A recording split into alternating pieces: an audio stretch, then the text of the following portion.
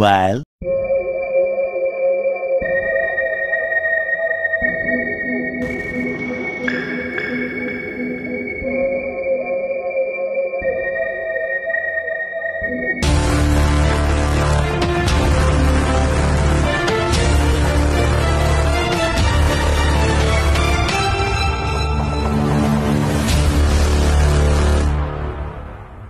You know, sometimes you hear whispers, things on the street, dark stories, and today we're looking at one of those. The air in the community, it just carries this grim message. We're talking about the tragic loss of Tharwa Bazier, but it's more than just one heartbreaking death, isn't it? It feels like it exposes this really dangerous culture where the price for, I guess, fame or money or loyalty, it's steep, often deadly. And Tharwah's story, as our source really lays it out, it's like a microcosm, a brutal one. It shows how gang life, well, it's not just someone making a bad choice. It's more like this predatory system. It kind of creeps in, tightens its grip, and eventually it just tears apart whole communities. So our mission today is to really pull out the key insights from her story. It's tragic, yes, but there's a lot to unpack. Okay, let's get right into it. Because the rumors, you know how communities talk, especially when dealing with organized crime. And the whispers about Tharwa Bazier are particularly grim. There's this strong rumor she was involved with the Mongrels. They're a notorious gang in Hanover Park. Very notorious, ruthless. And specifically, the talk is she reportedly stole from the Mongrels, maybe a stolen batch of drugs.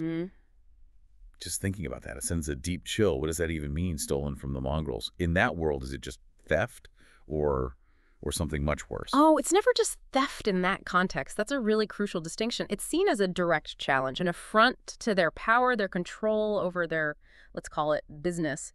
The Mongrels, and the source details this, they operate on, well, absolute authority. They aren't exactly known for their compassion or forgiveness. No kidding. So a stolen batch of drugs, and we understand it might have been crystal meth, a significant amount that's not just losing product. It's questioning their dominance. It's a massive insult. So Tharwa's death. If these rumors hold any water, it likely wasn't random, or even just simple revenge. It smells more like a calculated message, a public warning. But making an example of her. Precisely. A warning to anyone else thinking of stepping out of line. Their internal rules are absolute. Betrayal. That's the deadliest card you can play. It's their brutal way of ensuring, I suppose, business continuity. That idea of a calculated message, wow. It really highlights this wider, horrible trap. Tharwa's story, it's just awful, but it's not unique, is it? It feels like a really stark example of how, you know, thousands of women especially get caught up in this. They're chasing something, maybe power, fame, money, just the thrill. It could be any of those things. And the source mentioned she was a single mom, which adds another layer, doesn't it? That vulnerability, how that search for maybe stability or just something more could turn into pursuing this dangerous illusion of power. Just have to wonder, what really pulled her in? Was it love? Money? Or just, like you said, the high of feeling alive in that danger? And her story is such a cautionary tale because of that.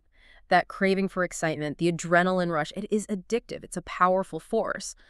But what people, I think, often underestimate, and the source really hits this home, it's not just the thrill keeping you there, it's the consequences. You don't just decide one day, okay, I'm done, and walk away from gang life. Not easily. Right. Once you're in, you know too much. You're tied to that world. It doesn't just let go. Yeah, reading the source, that part really jumped out at me. How incredibly dangerous it is for an ex-girlfriend of any gang member. Yeah. The source literally calls it a death sentence in itself. That's terrifying. It's clearly not just breaking up with someone. Is it really always that bad? A death sentence?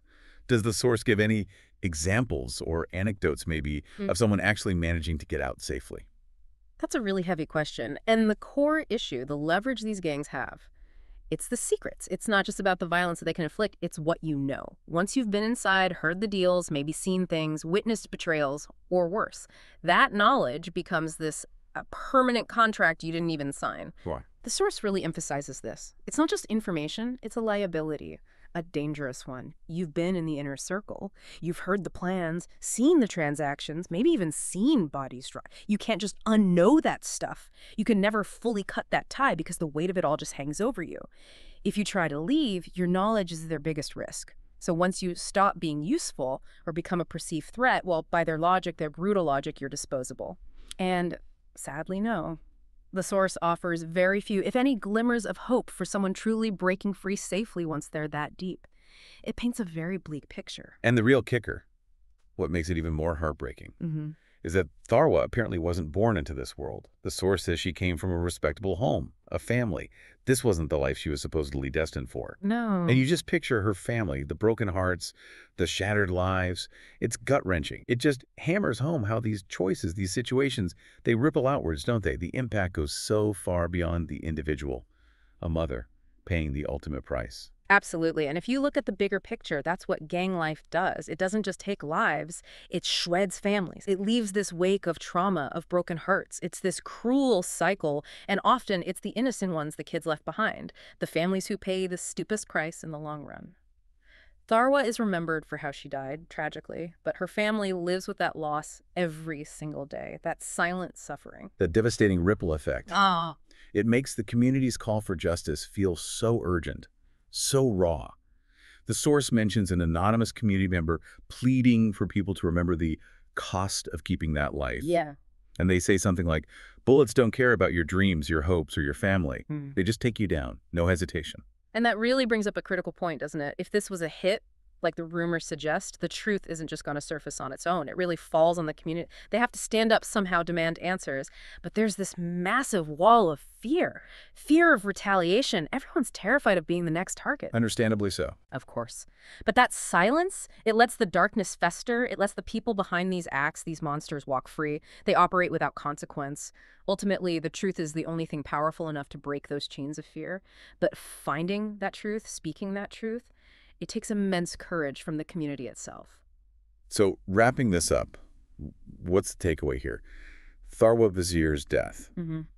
It feels like more than just a tragedy. It feels like a symptom, a product of this toxic, deadly culture, and maybe a warning to anyone tempted by that false promise of gangsterism. I think that's right. It absolutely underscores the need to break the silence, to push for the truth. Whether Tharwa was deeply involved or just tragically caught in the wrong place at the wrong time, her life mattered. Her life and others like her, they deserve more than just whispers and rumors. They deserve actual justice. And like the source implies, in a world built on secrets and fear, the truth really is the only weapon. It's the only thing that can break those chains. So why? Why go to these lengths to target Tharwa specifically? Your sources lay out a few potential motives. Let's start with gangs. Okay. Fontahil, as we said, it's known for gang violence. Right. And when you connect this kind of precise hit to that environment, it often carries a message. Or it serves as a warning. Like a statement. Exactly. Yeah. So, was Tharwa a gang member? Maybe caught in some crossfire? Did she owe money? Or was she maybe dealing with the wrong people? Mm-hmm. The material also mentions the possibility that her family had some conflict with someone powerful in that area. And the father. You mentioned his suspicious nature. Yeah, that's troubling. Does he know more than he's saying? Is he protecting someone or some secret? Or is he just theorizing, lost in grief? It's hard to tell from the sources alone. Then there's the other angle, a love triangle. Or maybe some other kind of deep betrayal, especially with those two friends present. Mm-hmm. This immediately brings up a critical question. How did the man in the balaclava know who to target? There were 3 people there. Good point. Could one of the friends have been involved in a betrayal, maybe a love triangle that went terribly wrong? Or did the friends betray Tharwa to the killer for some other reason, some gain? So the sources push us to look closely at who she trusted. Absolutely. Your sources compel us to dig deeper there. I mean, it wouldn't be the first time someone close to a victim had a dark secret or some hidden agenda that led to tragedy. And then there's one final, even darker thought from your sources, a family feud. Yeah. It makes us consider issues within Tharwa's own family. The sources note that sometimes the most dangerous enemies share blood. It's a possibility you just can't rule out, directly or indirectly. The father himself thinks she was set up. Right, he said that. But again, is he speaking from actual knowledge?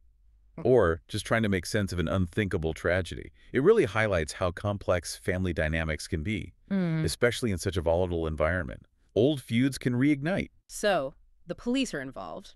Sergeant Wesley Twigg confirmed it's being treated as murder, and investigation's open. Standard procedure, yes. But here's the problem, and this comes straight from your sources.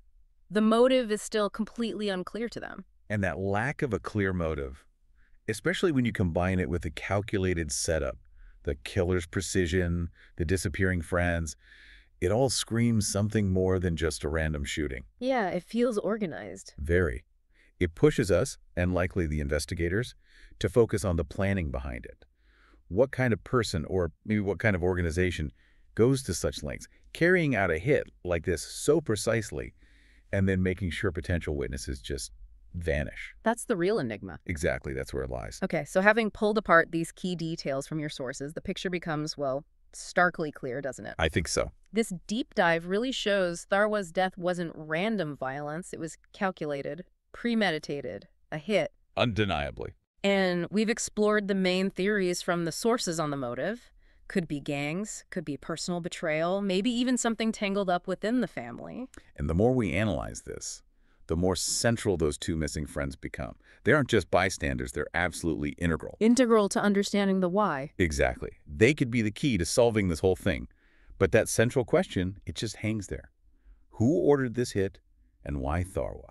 It really is chilling when you think about the implications. An act this meticulously planned, happening in a place like Pt2, it suggests this wasn't just about ending one life. It feels like a message. Calculated, public, in a way.